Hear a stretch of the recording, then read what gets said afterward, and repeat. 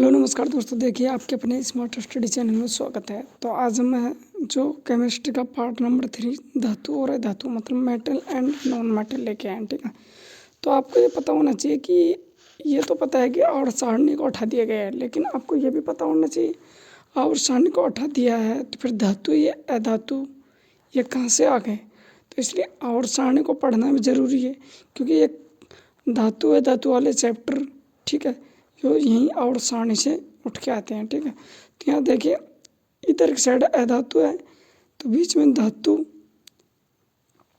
इधर अधातु, ये एक मात्रा अधातु है इधर। ठीक है, तो इधर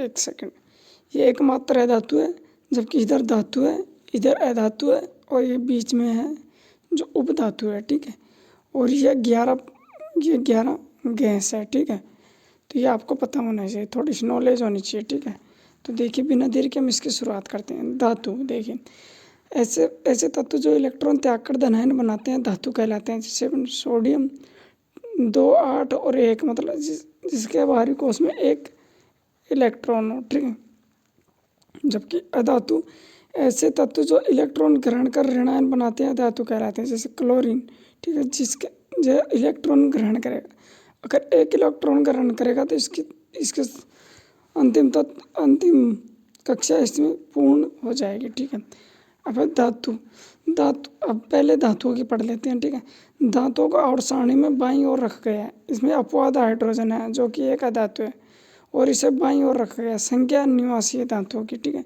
सामान्यतः अधातु ठोस अवस्था में पाई जाती है। नोट, एकमात्र अधातु जो कमरे के ताप पर द्रव अवस्था में पाई जाती है वो है मरकरी या पारा। जो कमरे का ताप कितना है, 25 से 27 डिग्री। ठीक है, अब देखिए अधातुओं को आवर्त सारणी में दाईं ओर रखा गया है। अधातुओं की संख्या 22 है, जिसमें से 11 गैस है, 10 ठोस है और 1 द्रव है और 7 उपधातु हैं। ठीक है, कुल तत्व 118 है। अधातु ठोस द्रव गैस तीनों अवस्था में पाई जाती है। गैस जो 11 है, ठोस 10 है, द्रव 1 है। एकमात्र अधातु जो द्रव अवस्था में पाई जाती है वो कौन सी है, ब्रोमीन। ठीक है, अब अधातु सामान्यतः धातु कठोर होती है। अपवाद लिथियम, सोडियम, पोटेशियम ऐसी धातु है जिन्हें चाकू से हटाने से काटा जाता है। यह नरम धातु है। धातु विद्युत की सुचालक होती है। सिल्वर या चांदी विद्युत की सबसे अच्छी चालक मानी जाती है। धातु ऊष्मा की सुचालक होती है, जैसे चांदी ऊष्मा की सबसे अच्छी चालक मानी जाती है। ठीक है, और देखिए अधातु भंगुर प्रकृति की होती है, मतलब अधातुओं को पीटने पर वो बिखर जाती है। कार्बन का प्ररूप हीरा प्रकृति में पाए जाने वाली सबसे कठोरतम धातु है। अधातु विद्युत की कुचालक होती है। अपवाद में कार्बन का प्ररूप ग्रेफाइट के मुक्त इलेक्ट्रॉन पाए जाते हैं, इसलिए यह विद्युत का चालन करती है। अधातु ऊष्मा की कुचालक होती है। इनमें यह गुण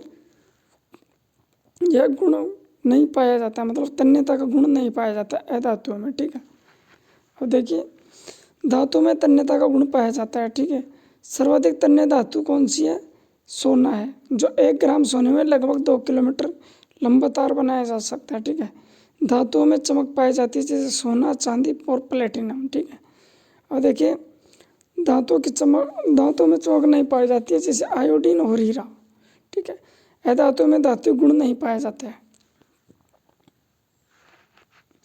अब देखो धातु में धातु गुण पाया जाता है। ठीक है, धातु में गलनांक उतना उच्च होता है। ठीक है, सर्वाधिक गलनांक टंगस्टन का होता है 3380 डिग्री सेल्सियस।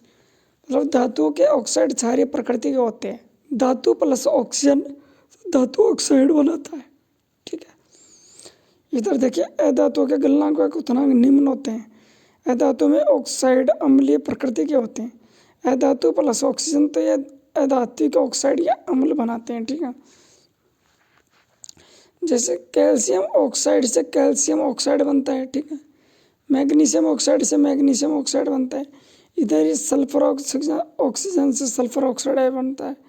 नाइट्रोजन ऑक्सीजन से नाइट्रोजन डाइऑक्साइड बनता है। ठीक है, ऐसे। ठीक है, अब इसमें देखिए अपवाद में देखिए ये तीनों उभयधर्मी है। एल्यूमिनियम ऑक्साइड, जिंक ऑक्साइड और लेड ऑक्साइड, ये तीनों उभयधर्मी प्रकृति के होते हैं, मतलब एम्फोटेरिक, ठीक है। इसमें देखिए उदाहरण कोबाल्ट, निकल, हाइड्रोजन और हाइड्रोजन। तो इसमें देखिए अब आपको ये सारणी है, ये सारणी बिल्कुल याद होना जरूरी है, क्योंकि यहाँ से 100% एक क्वेश्चन 100% आता है, ठीक है। तो देखिए धातुओं की क्रियाशीलता, sodium, potassium, calcium, magnesium, aluminium, zinc, ferrous, lead, hydrogen, copper, mercury, चांदी, सोना, ठीक है। पोटेशियम सर्वाधिक क्रियाशील वाली धातु है। सोडियम अत्यंत क्रियाशील धातु है, खुले में छोड़ने पर आग लग जाती है, इसलिए इसे केरोसिन में रखा जाता है, ठीक है।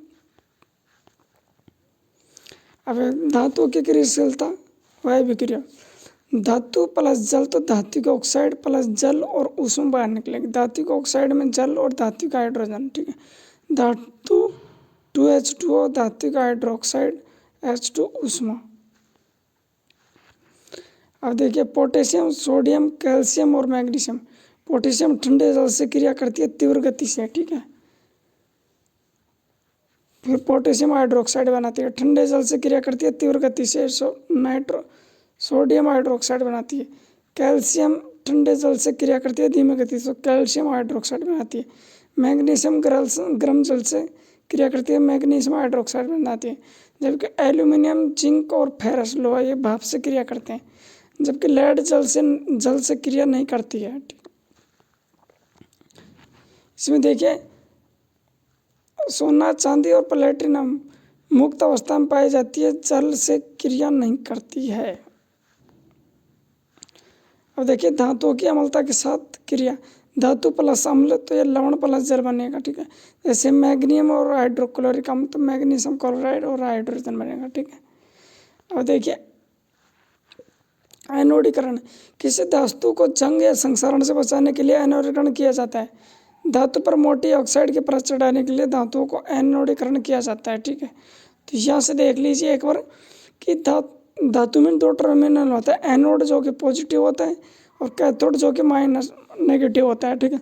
तो कैथोड पर क्या हाइड्रोजन गैस पाई जाती है, जबकि एनोड पर ऑक्सीजन गैस पाई जाती है, ठीक है। Aluminium 3 oxygen, aluminium oxide, aluminium मोटी ऑक्साइड की परत बन जाती है, ठीक है। अब देखिए एक्वारेजियम में अम्लराज, सांद्र हाइड्रोलॉजिकल अम्ल एवं सांद्र नाइट्रिक अम्ल का 3:1 होता है, ठीक है।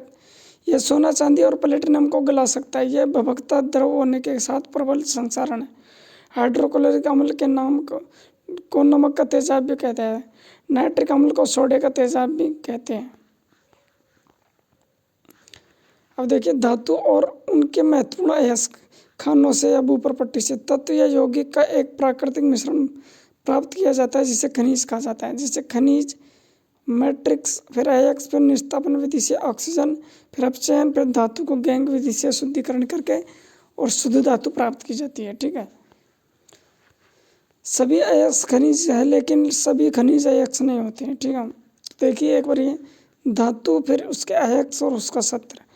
लोह धातु में देखिए हेमेटाइट, मैग्नेटाइट, आयरन पायरेट, कैलोपायरेट और सिडेराइट, लिमोनाइट, ठीक है। तो इनका ये सूत्र यहाँ पे है, ठीक है।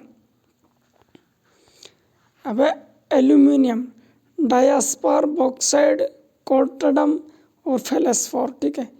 ये मुख्य अयस्क है, ठीक है, इसके एल्यूमिनियम के। तांबे के अयस्क देखिए कॉपर के मेलेकाइट, क्यूप्राइट और कॉपर पायराइट, एजुराइट और कैलेसाइट, ये तांबे के अयस्क है। जबकि जिंक है जस्ते के जिंक ब्लेंड, कैलेमाइन और जिंकाइट, पारा या मरकरी का सिनेबार। अब जिंक के दस्ते में देखिए कैलेमाइन या जिंकेट, जिंक ब्लेंड और जिंकाइट, ठीक है। इसको गर्म करने या निस्तापन विधि से वायु की अनुपस्थिति में, सीमित वायु में तो जिंक ऑक्साइड बनता है, ठीक है। और जिंक ब्लेंड को वायु की उपस्थिति में गर्म करने पर जिंक ऑक्साइड बनता है, ठीक है, जो जिंक धातु प्राप्त की जाती है, ठीक है। और ये अपचयन होता है इसमें जिंक का, ठीक है। और देखिए बर्जन या बेकिंग, सल्फर ऑक्साइड को वायु की उपस्थिति में अधिक ताप पर गर्म करने पर यह ऑक्साइड में परिवर्तित हो जाता है। इस क्रिया को वर्जन कहते हैं, ठीक है। जिंक सल्फेट और ऑक्सीजन तो तापमान जिंक ऑक्साइड और सल्फर डाई ऑक्साइड गैस बाहर निकलती है, ठीक है। अब ये निष्तापन या लिक्विडेशन, कार्बन डाइऑक्साइड को सीमित वायु में अधिक ताप पर यह ऑक्साइड में परिवर्तित हो जाता है। इस प्रक्रिया को निष्तापन कहा जाता है, ठीक है। जैसे जिंक कार्बोनेट को ताप गर्म करने पर zinc oxide plus carbon dioxide gas बाहर निकलती है, ठीक है। तो इसमें देखिए potassium, sodium, calcium, magnesium, aluminium, zinc, iron और लेड और कॉपर, ठीक है। तो ये तो है विद्युत अपघटन विधि द्वारा शुद्ध किया जाता है, मतलब उच्च अभिक्रिया वाली धातु है ये, ठीक है। और ये निष्तापन या वर्जन विधि द्वारा शुद्ध कर सकते हैं, ये मध्य अभिक्रियाशील वाली धातु है। अब लेड को गैलेना या सीसाराइट कहते हैं। लेड सल्फाइड और निष्तापन विधि से, ठीक है। यूरेनियम को पिच ब्लेंड, यूरेनाइट और कॉर्नेटाइट, ठीक है। अब है कैल्शियम का डोलोमाइट, कैल्साइट चूना पत्थर जिप्सम, ठीक है। थोरियम का मोनोजाइट, मैग्नीशियम का टॉल्फ या मैग्नेसाइट या एप्सिलॉन या डोलोमाइट, ये इसके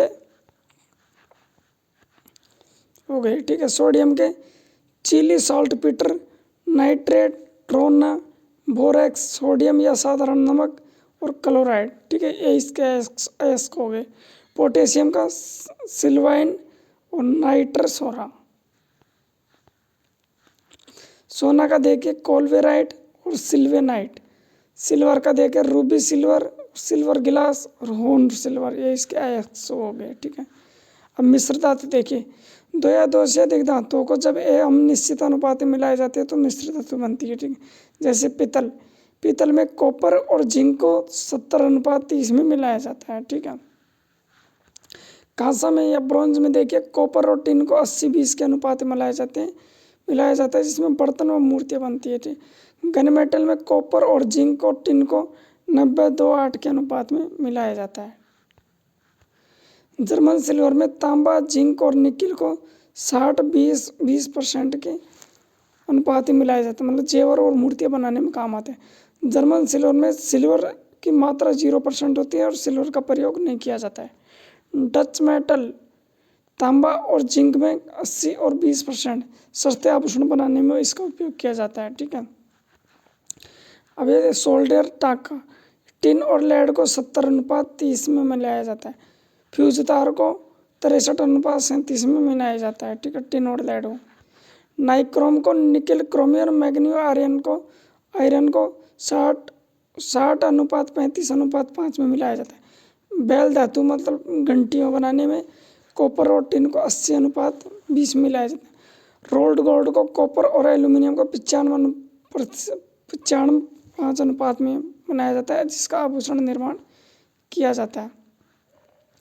मैग्नीशियम, एल्यूमिनियम, मैग्नीशियम तराजू या हल्का आभूषण बनाने में इसका प्रयोग किया जाता है। ड्यूरेल्यूमिन मतलब एल्यूमिनियम और तांबा 95:4 मिला। कुकर व वायुयानों को बनाने में जंगरोधी इस्पात, लोहा, क्रोमियम, निकल और कार्बन को 73-18-8% मिले। मोटरसाइकिल आदि बनाने में मुद्रा धातु में सीसा, एंटीमनी और टिन को 75-20 और 5 मिलाया जाता है, मतलब छापे खाने के टाइम बनाने में, ठीक है। तो देखिए वीडियो अच्छी लगी तो वीडियो को लाइक करना, चैनल को सब्सक्राइब करना और डिस्क्रिप्शन में हमारे टेलीग्राम का लिंक है उसे भी जाकर ज्वाइन करना। धन्यवाद।